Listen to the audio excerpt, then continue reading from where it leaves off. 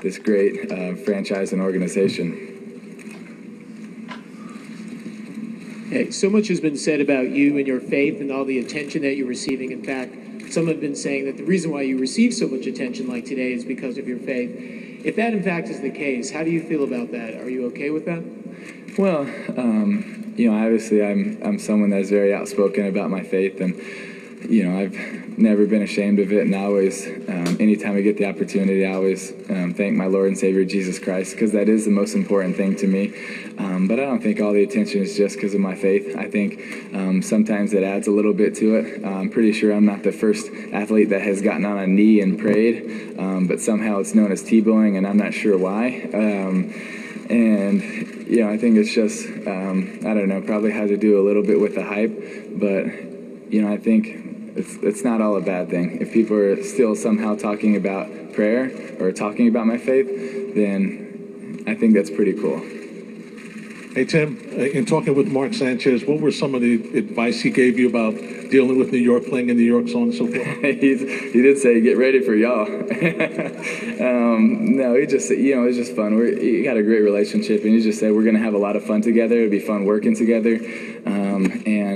You spend so much time watching film in the QB room that I think it's so important to have, people in there that you like, that, you can get along with, that you can joke around with, that you can make fun of and have a great time. And so I think just as far as that goes, we'll have a great relationship. And then also you'll have McElroy in there as well, Alabama guy, so that'll be tough. But it should be okay.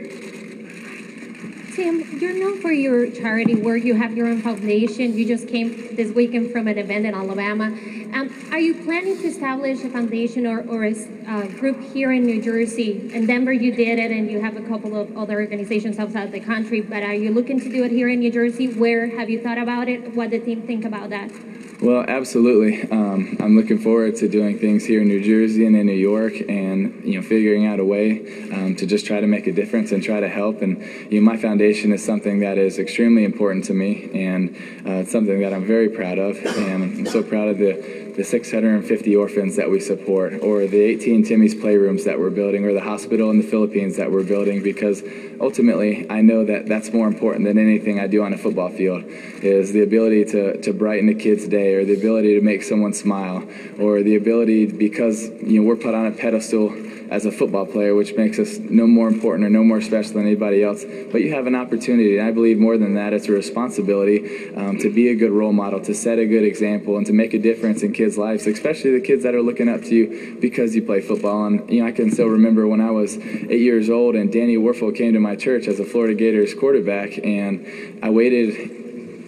I was probably the 120th kid in line, and I waited an hour, but he signed all the autographs and waited till I got to him, and I still remember how that made me feel as a little boy, and I still have that autograph in my parents' house in Jacksonville, Florida, because I remember how it made me feel. And so, so many times we can get so busy and so caught up in the hustle and bustle and forget about being a role model, and forget about setting a good example and making a difference in people's lives that are looking up to us. And ultimately, I know that that is my biggest goal, and being here and being a football player is to set a great example, and I'm excited about this opportunity.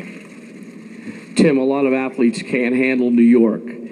What equips you to deal with the demands, the challenges, and the circus that may come to town?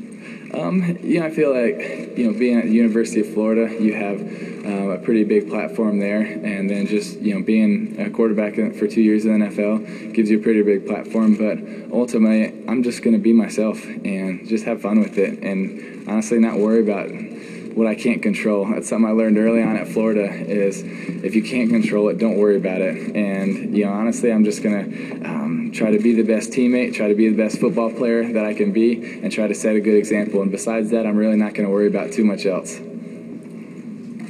Hey, Tim, back to trade day. What's up, Mr. Hicken? How are you? Good. Did you, ultimately, did you feel as wanted by the Jaguars, or was it just the Jets were a better fit for you right now? Well, I can tell you this. I had a better relationship with the Jets coaches. I knew them. I know that Coach Malarkey and the coaches they have are great coaches, but I've never met any of them. I haven't had an opportunity to get to know them, and I'm sure it would have been exciting. It'd been fun to be home, but this is exciting, and I'm so proud to be a Jet. I think it's going to be a lot of fun, and it would have been fun to hang out with you a little bit more. But this will be, this is a blessing for me, and it's going to be a great opportunity. Tim, right here. Hi. If you will, two-part question. Number one, obviously New York is a huge market. Your faith is very important to you. Was the thought of being able to spread it in the New York market a big deal? That's number one. And number two, how about spreading your faith within the locker room? And do you do that very carefully? Well, I think, first and foremost, it doesn't matter what market I was in. I don't think that necessarily played a big part in it. I think any market, I just want to be myself. And when I'm asked about it, I won't be ashamed of saying that, I serve my Lord and Savior Jesus Christ. And in the locker room, it's not something that I'm super outspoken about. It's just that's who I am and that's how I live. And I don't try to share it with a lot of guys. I don't try to approach a lot of guys with it. Because I think the greatest way to share the gospel is by acting it and by them seeing who you are as a person. And that's how I approach it. It's not by what I say, but it's more about how I act and who I am as a person. And I think that's the greatest way that you can have an impact on people's lives is by who you are and your integrity, your character, and how you go about handling yourself. Tim, most of us will have absolutely no idea what it would have been like to be in your shoes last year. Even our greatest athletes, many of them have not gone through a year like you had last year, where people outside the world of sports were talking about you and not just your football playing. As you were going through the whole process, did you learn anything else about yourself? Oh, that's a very good question. I learned, I think I learned a lot of things about myself. I think what also came to mind was that you can't worry about what you can't control. That was something that was reemphasized. And I think, also something you can't worry about sometimes how people can take something so little and make it very big. As far as like T-bowing goes, I've been doing that same routine for the last 7 years, since my senior year of high school. And all of a sudden this last year it became a big deal that I was going to the end zone and getting on a knee before the game and praying. And then I'll get up, I'll do a few jumps, and I'll sprint down the sideline. And, it's funny because all of a sudden it became a big story, but it's something that I've done the last 7 years. And I think for me, it's not about changing anything. It's not about being anyone different. It's about being who I am and who I've always been, and just trying to be the same person and continuing to work hard, continuing to treat people like I want to be treated, continue to do what's right and do my best. And other than that, I really won't worry about too much else. Tim, you've always obviously been described as a team-first guy, but when one of your sponsors puts an ad above the Lincoln Tunnel, are you concerned that the perception is that the individual is being elevated above the team? I don't think so. I mean, hopefully they know that I have nothing to do with that, and I don't think that'll really have an effect on people in the locker room because, there's not much I can do to control that. Tim, for all the talk about your religion, I haven't really heard you really say exactly what it is that you believe. If you wouldn't mind talking to us a little bit about your core beliefs and also some of the social hot-button topics that we hear politicians talk about, religious leaders talk about, you haven't said a whole lot about. Is there a reason for that? Not really. One, we're at a press conference for a football team, so it's not exactly the platform to get up here and share everything you believe, but I have no problems ever sharing what I believe, and I'm a Christian, I'm a follower of Jesus Christ, and that is first and foremost the most important thing in my life. And for me, it's about having a relationship with Christ, and that's pretty much it. That's the basis of what I believe, and it's exciting for me to get opportunities to share that, but at the same time, this is a press conference for the New York Jets football team, and so I feel like it's an opportunity to answer questions about my opportunity to be here as a Jet, and I'm excited about that. And anytime I get an opportunity, I'm always going to talk about Jesus Christ and what He's done in my life, but this is also here to talk about the Jets. So we have time for a couple more, so if you have a passion, you're not going to get in, but we'll take you next. Hey, Tim. Over here.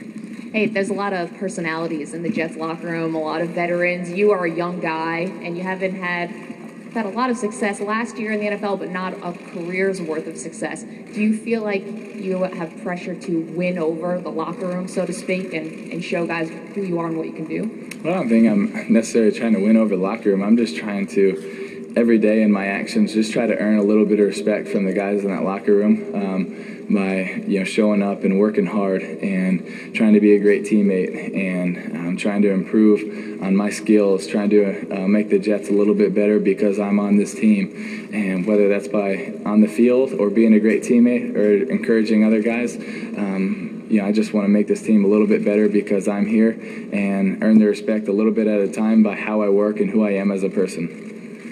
Tim, what conversations have you had with your marketing partners coming to New York or your people as far as Jockey and Ian mentioned the Lincoln Tunnel, FRS, those guys? I mean, I assume being closer to Madison Avenue makes them a little bit more psyched.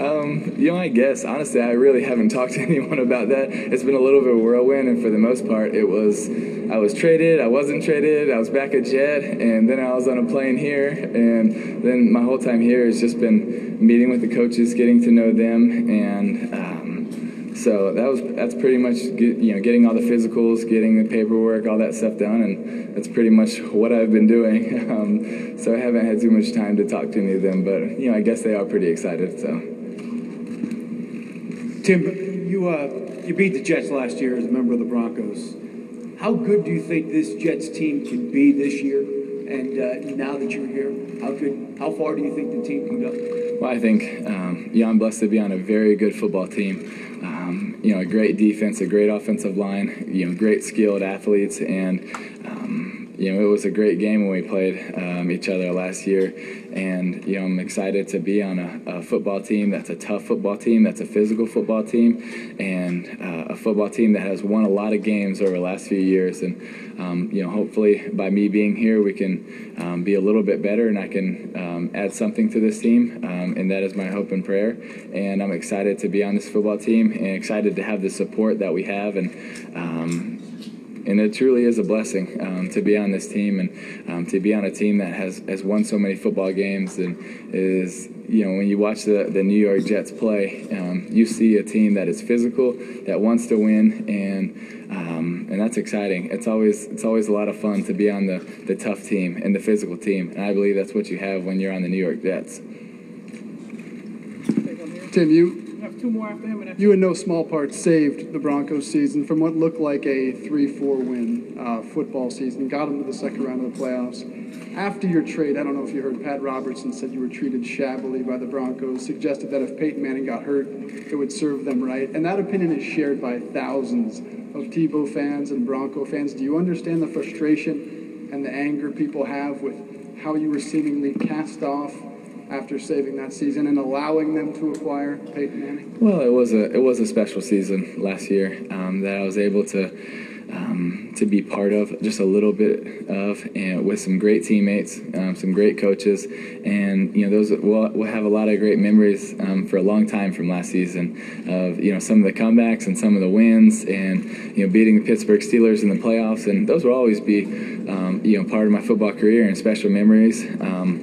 But they went in a way that they thought was best for the organization, and I'll never blame them for that. I'm excited about being a Jet and excited about the support that I have here, and I wish the Broncos nothing but the best. They got one of the best quarterbacks to ever play this game in Peyton Manning, and he's always been extremely classy and very supportive of me, and I wish him nothing but the best. And there's no ill will towards the Broncos, the coaching staff, or Peyton Manning or anybody. I wish them nothing but the best, and it'd be a lot of fun when we get to play each other. But I wish them nothing but the best, and I know they're going to have a great team, and they're going to win a lot of games this next season. And I'll always have a lot of friends on that team, and I'm always going to root for those guys because we went through a lot together, and it'll be exciting to watch and see how they do. But I'm worried about being a Jet, and I'm excited about being a Jet, and this is where I want to be.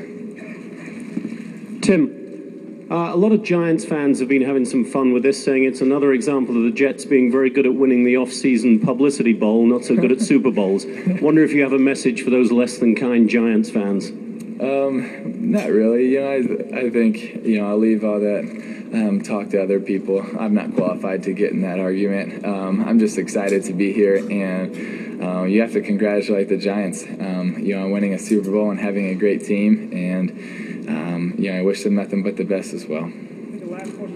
Tim, there's been many reports out there in the last few days that